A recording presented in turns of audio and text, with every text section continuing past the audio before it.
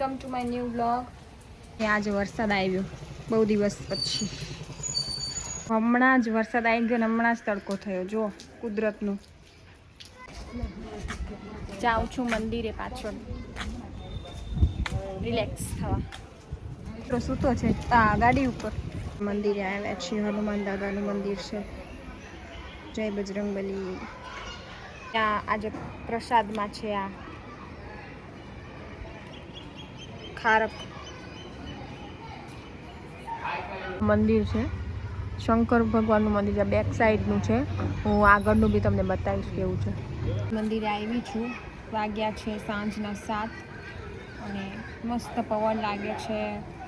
મસ્ત અહીંયા બેઠી છું. એકદમ પોઝિટિવ વાઇબ આવે છે. પોઝિટિવ વાઇબ મજા આવે અહીંયા આવી.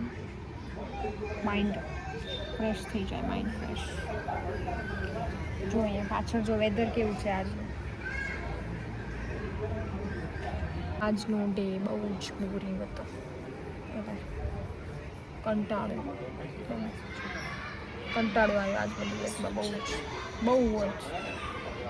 એટલે હવે સાંજે અમે આવ્યા છીએ મંદિરે. દર્શન કર્યા. બેઠા છીએ અહીંયા મસ્ત. હું મમ્મી દીદીને આવ્યા છીએ. મસ્ત પવન લાગે છે. જો આ બધા દેખાય છે ને વેધર જુઓ તમે ખાલી મસ્ત. આ આગળનું છે અમારું મંદિર છે. અમારું એટલે સોસાયટીનું મંદિર છે. મસ્ત શંકર ભગવાનનું છે. અહીંયા જો છોકરાઓ નાના છોકરાઓ રમે છે. જો જો જો જો મસ્તની કેવી લાઈફ છે.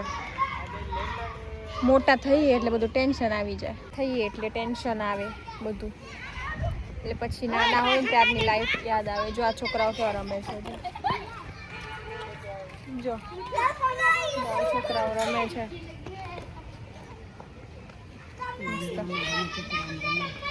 એ યાદ આવે બચપન.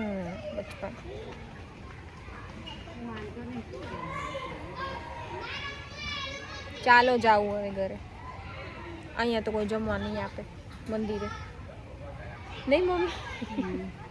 જમવા માટે ઘરે જવું પડશે પેટ પૂજન કરવા માટે. અહીંયા તો ખાલી પ્રસાદ મળે. પ્રસાદમાં કંઈ પેટ ન ભરાય. આજે મંગળવાર હતો ને. આજે જો મંગળવાર હતો અને હનુમાન દાદાના દર્શન કર્યા. શંકર ભગવાનનું બી મંદિર છે. જોડે હનુમાન દાદાનું બી મંદિર છે. મસ્ત પવન લાગે છે. મસ્ત બેઠી છું બહાર. એટલે અહીંયા આવીને રિલેક્સ ફીલ થાય કે આમ માઇન્ડ ફ્રેશ થઈ જાય. પોઝિટિવ વાઇબ આવે. કે ઘરે બી એવું જ થાય બટ ઘર જેવી જ ફિલિંગ અહીંયા આવે મંદિરે. આજે સવારમાં આવી નથી ને એટલે આમાં આવવું પડ્યું. ચાલો જઈએ હવે ઘરે. વરસાદ જેવું લાગે છે. આવી જાય એનાથી પહેલાં હું ઘરે પહોંચી જાઉં. ચાલો જાઉં હવે ઘરે. જો જઈએ છીએ હવે ઘરે. અહીંયા જાય છે ને લોકો બાઇકમાં તો જોવે છે કે આ છોકરી શું કરે છે. ફોન લઈને હું વ્લોગ કરું છું. કૂતરો આવે છે ને. આ કૂતરો હતો ને હમણાં એ મારો ભાણેજ આવ્યો હતો અહીંયા. તો અમે વોક માટે બહાર નીકળ્યા તો એ છે ને કૂતરો ગાડી ઉપર સૂતો હતો. તો એને નામ રાખી દીધું સરલા ભાભી. તો ત્યારથી અમે એને સરલા ભાભી તરીકે જ ઓળખીએ છીએ. અમે એમનું નામ રાખ્યું છે સરલા ભાભી. એનું બી નામ છે સરલા ભાભી. ગાય બેઠી છે અહીંયા. સરલા ભાભી. હું પહોંચી ગઈ ઘરે ફાઇનલી. તો શું જમું છું એ તમને હું બતાવીશ. ઓકે. આ ગ્રુપ અધૂરું હોય. આમાં એક મિસિંગ છે. કોણ છે મને જણાવો. ચાલો હું જ કહી દઉં છું. તમે મને કમેન્ટમાં લખી દેજો. આમાં ઓરિયો બિસ્કિટ મિસિંગ છે. એ આ ગ્રુપમાંથી બહાર નીકળી ગયું હોય છે નહીં. હમણાં લાવવું પડશે. કચ્છની ખારક ટેસ્ટ કરીને બતાવું મીઠી છે કે નથી.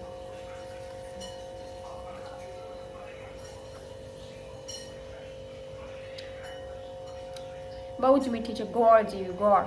અમારા કચ્છી પટેલમાં છે ને ગોળ ડેલી જોઈએ અમને બપોરે જમવામાં. એના જેવી મીઠી છે આ. કચ્છની છે ને એટલે ઇઝરાયલ. તો મીઠી જ નીકળી. કચ્છની છે ને એટલે કચ્છના લોકો પણ મીઠા હોય, ખારક બી મીઠી હોય એટલે મસ્ત સુગંધ આવી રહી છે. તો આપણે કિચનમાં જઈને જોઈએ કે શું બને છે આજે. શું બને છે આજે? ઓહો હો, જો આજ વરસાદ પડ્યો ને આ ભજીયા. આ શેના છે? ડુંગળી. આ ઓલા ભજીયા કહેવાય મહારાષ્ટ્રમાં, કોમડી છે પાય.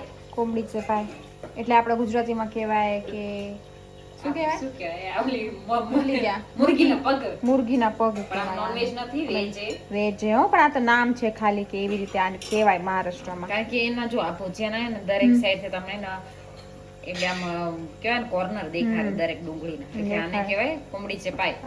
મુરગીના પગના જેવા અને બીજા કયા બને છે? બીજા હજી એક વેરાયટી જો ચિપ્સ વાળા. આ તો મારા ફેવરેટ છે. એકદમ બોલ જેવા બને છે, જો એકદમ રાઉન્ડ રાઉન્ડ. આજની આઈટમ આ છે, વરસાદ પડ્યો એટલે ભજીયા. ના ના, હજી છે જો બપોરના દાળ ભાત બી છે જો. અચ્છા છે અને નીચે આ ભાત છે. સરસ સરસ, બનાવો. અમે ઠૂસવા માટે તૈયાર છીએ.